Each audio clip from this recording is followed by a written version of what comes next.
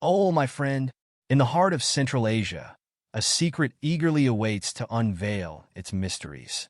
This place is a genuine treasure, cherished throughout history by notable leaders. It is the cradle of a warm community and a unique culture. Uzbekistan, a land that honors its ancestral heritage and celebrates Islam, has long been a sanctuary in Central Asia. This territory was once the epicenter and capital of the Islamic world.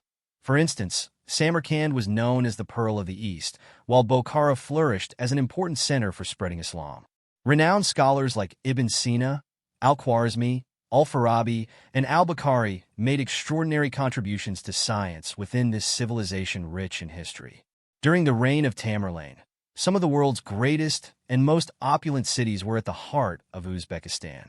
Tamerlane is a prominent figure in the country's history, playing a crucial role in defending Central Asia against Mongol incursions and ensuring the continuity of the Uzbek lineage. During his time, remarkable madrasas were built. For example, the madrasas of Registan and Samarkand are UNESCO-recognized as the first schools of their kind in Central Asia. Today, the Islamic heritage shines in all its splendor across the region. Uzbekistan, as a whole, is home to approximately 35 million people and has witnessed remarkable economic and cultural development in recent years. The nation gained independence only 32 years ago, following the collapse of the Soviet Union. While the Uzbek people absorbed some influences from Soviet Russia between 1924 and 1991, they managed to preserve their linguistic identity and deep connection to Islam. Uzbekistan is primarily a producer of cotton and wheat, exporting these goods to other nations. Additionally, thousands of Uzbek citizens work in various countries and send money to support their families. The country is blessed with abundant natural resources such as gas, oil, and even gold deposits, but a significant portion of the population still struggles to achieve a comfortable standard of living.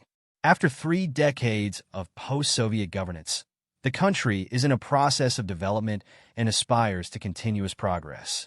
On the other hand, if you take a quick 2-hour train ride from Samarkand to Bokhara, you'll encounter another marvel. In its time, this city was the third most important along the ancient Silk Road. Today, you'll find one of the world's tallest and oldest minarets, the famous Kalin Minaret, built in 1127, which, despite Mongol invasions, still stands to this day. Another remarkable feat of Uzbekistan is its art of carpet weaving. While many associate carpets with Iran, the tradition of weaving carpets in Uzbekistan is equally impressive. Uzbek women dedicate themselves to this craft, creating beautiful handmade rugs sold in markets to support their families. Speaking briefly about the cost of living in the countryside, the minimum wage in Uzbekistan is around $320, while average workers earn about $500.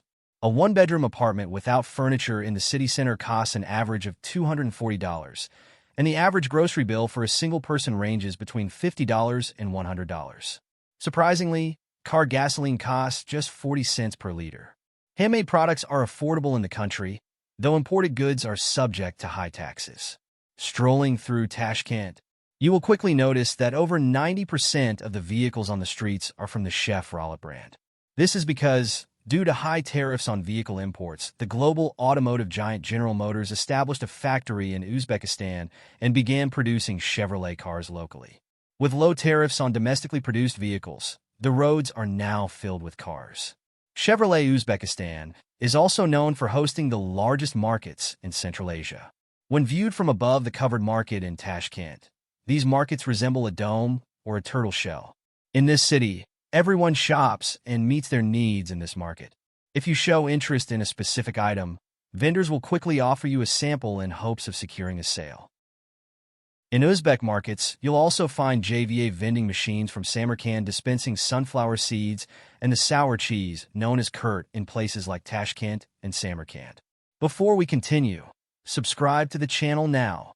Don't miss the chance to explore incredible stories and fascinating cultures with us. By subscribing, you join a community passionate about knowledge. Every video brings new discoveries that will amaze you. Click the subscribe button, activate the notification bell, and come be part of this journey with us.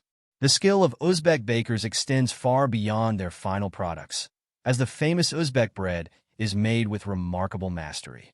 Bakers have elevated the art of bread making to an extraordinary level, even literally leaning into traditional clay ovens to bake the bread. They never compromise on the quality of their work and are fully dedicated to creating the most delicious bread.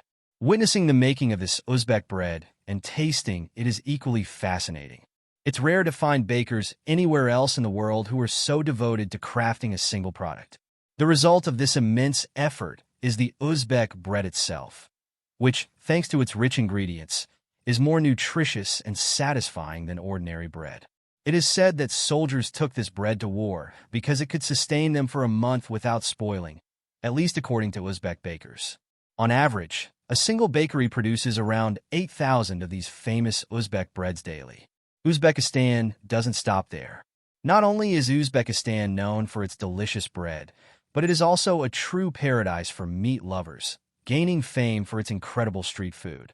During the Soviet period, many aspects of this culinary tradition were suppressed, but now Uzbekistan streets are thriving with vitality.